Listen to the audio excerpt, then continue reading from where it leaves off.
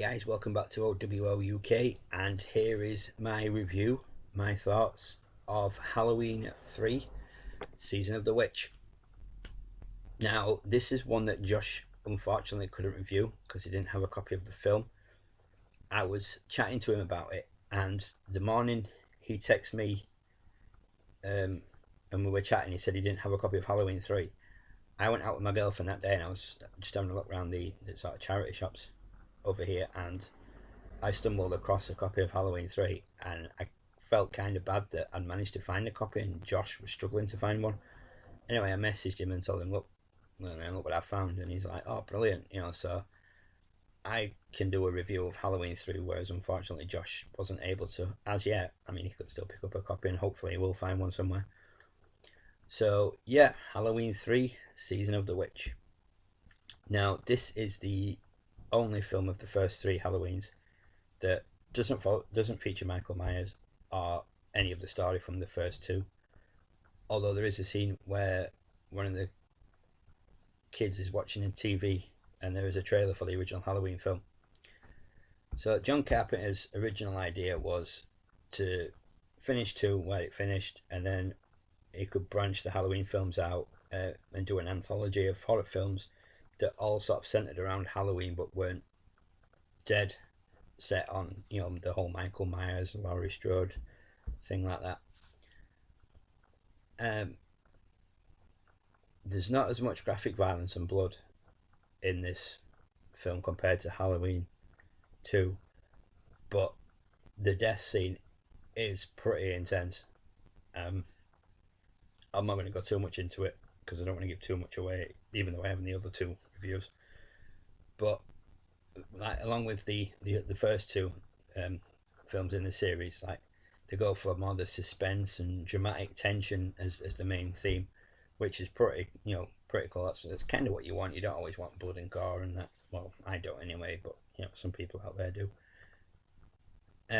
The element of violence against young kids, which is something that's even too much of a no-go, or taboo, I suppose the proper word would be, even for horror films, is sort of the plot really of this film. So again, they were given a budget of $2.5 million for this.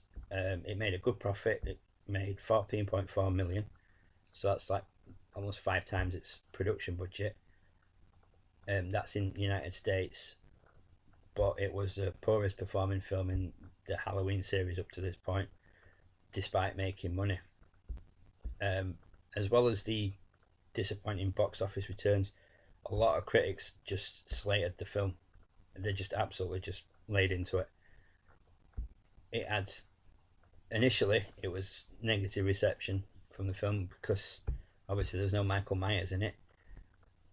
But a lot of people looking back over the last sort of 30 years or so have sort of given Halloween 3 another go, and it has now got its very own sort of fans that will defend it to the hilt, and it's sort of established itself as a standalone cult film. So the plot is that on October the 23rd, Harry Grimbridge, who is a shop owner, is running along this empty road in Northern California, chased by these mysterious guys in business suits. Makes it to a gas station, and he's holding this jack-o'-lantern mask. Anyway, he's driven to the hospital by the guy who works at the station, called Walter Jones, and whilst at the hospital, he's put in the care of Dr. Dan Chalice. That night, another mysterious man in a suit enters his Grimbridge's hospital room, kills him, goes to his car and blows himself up. Obviously everybody's rushing out to see what had happened. There's this car there on fire, and the guy's in it and everything, and it's just one of those, what the hell's going on? So straight away you're like, this is curious. So next morning, the doctor's daughter Ellie arrives. Grimbridge's daughter Ellie arrives to identify her dad's remains. Ellie and this Dr. Chalice agreed to investigate his murder. They decided there's more to it. So the doctor just, buggers off, and all these little clues lead him to this little town. Excuse me, I've got an itch. Called Santa Mira in California. So they go to this little motel and they ask the manager about this whole town setup and everything, and the manager explains to him that Conal Cochran and his company Silver Shamrock Novelties, which is the company that makes these popular masks and jack-o'-lantern, a witch and a skeleton mask for Halloween, they're directly responsible for the fact that the town makes money. And so they sign in the motel register, and Chalice notices that Grimbridge stayed at the same motel, and he looks at some of the other guests, and they all pretty much shop owners, as Marge Gutman and Buddy Kupfer, Buddy's wife Betty, and their son, little Buddy, and they're all going to the Silver Shamrock factory. Anyway, Gutman finds a microchip on the back of a Silver Shamrock button, and she gets electrocuted by a laser beam after poking it with a hairpin. Chalice and Ellie learn of the accident, find out what's gone on. Chalice tries to help, but is forced away by a group of men who are dressed in lab coats, who drive away in a van with Marge's body. The next morning, Chalice and Ellie go on the factory tour with the Kupfers and discover Grimbridge's car there, guarded by these guys dressed in suits. They go back to the motel, but can't contact anybody outside the town because, like I said, basically this company runs the town. This guy who's in charge of them, he sets a curfew, so everybody has to be inside by certain times. It's basically everything in this town is under his control. They all do as he says because he brings money into the town through his novelty mask company. So yeah, they're in the motel, can't contact anybody. And then while Chalice tries to phone for the authorities, police or whatever, Ellie gets kidnapped by the guys in suits and she gets driven to the factory. Chalice chases off after him, and then he breaks into the factory and discovers that the men in suits are actually androids created by Colonel Cochran. Chalice, sure enough, gets captured by the androids, and Cochran reveals his plan to sacrifice children wearing his masks on Halloween, thus bringing about a resurrection of the ancient age of witchcraft. So the Silver Shamrock company has been running these adverts on TV before this, and all the kids have been told, at 9 p.m. there's going to be a big giveaway. Make sure you're all wearing your masks when we do it, and after the horror-thon, there'll be a giveaway. But each of the masks contain a fragment of Stonehenge, which is put into the microchip. So when this is activated by a flashing signal of the commercials on screen, Magic Pumpkin, the microchip causes the mask wearer to get brain damage from absorbing the energy of Stonehenge, and basically the head just melts and it just unleashes a swarm of insects and snakes that just come out of the corpse and kill anybody nearby. It's pretty gory. Like I said, it is probably a pretty brutal, well, it is a brutal death scene. You see one and it is brutal, and like I said earlier, it's one of those things that horror films, they go after teenagers but you don't kill kids, but this one it's out to get rid of the kids. So to demonstrate, this is the scene you see.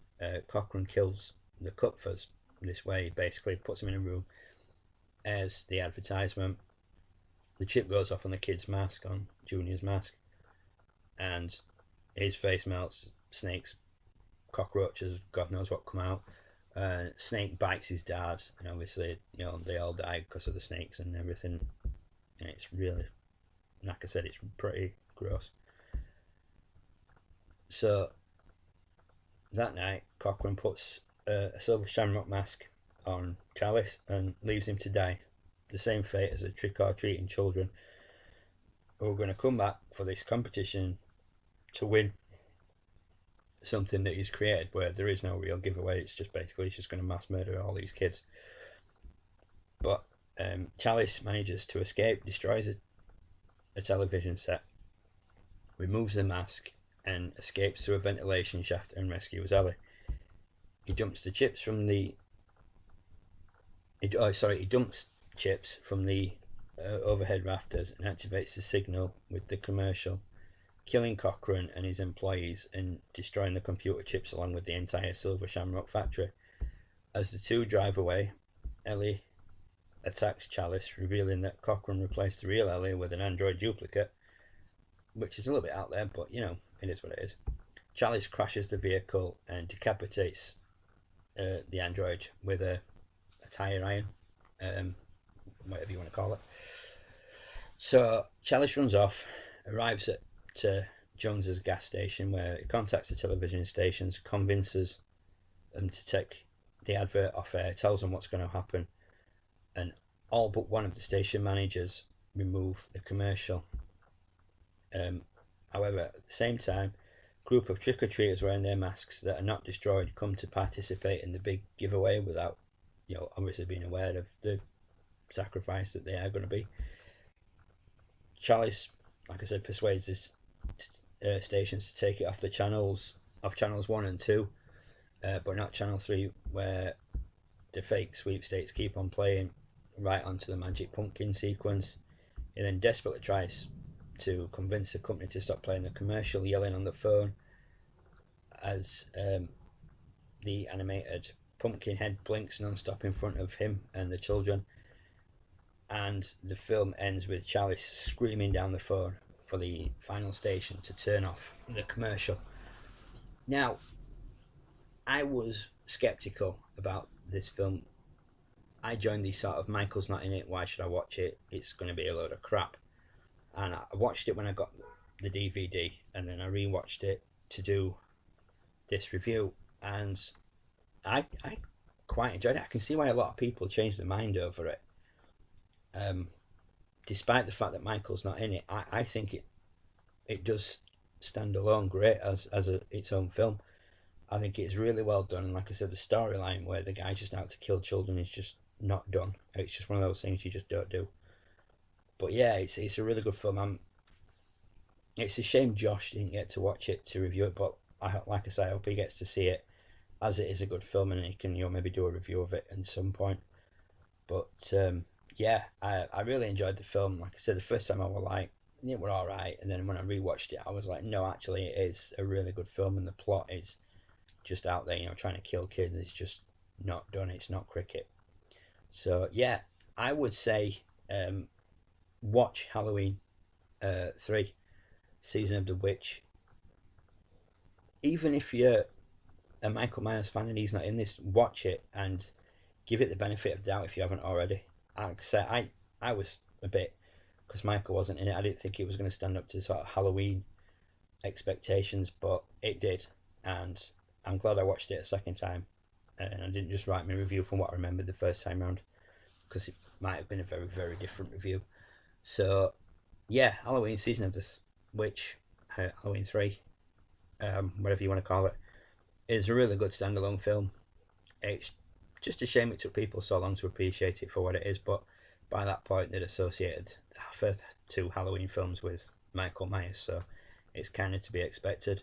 But yeah, definitely, if you haven't already seen it, check it out. It's a good film. Like I say, I really enjoyed it, and it does hold its value as a standalone movie in the entire franchise, which is basically set around Michael. So that'll do it for that, guys. Thank you for watching, and if you have any comments about the film or anything, please feel free to leave them down below. Please leave a like. If you haven't already, subscribed. And I said this channel is going to be getting more active now. I am going to be doing more stuff with it. So yeah, that's about it. That's it from this video, guys. As always, like I said, thank you for the time, and I hope you've enjoyed the video. I hope I didn't bore you, and I hope to see you next for my review of Halloween 4, The Return of Michael Myers. So as always, guys, bye for now, and take care of yourself. Yes, it's Halloween, Halloween, Halloween.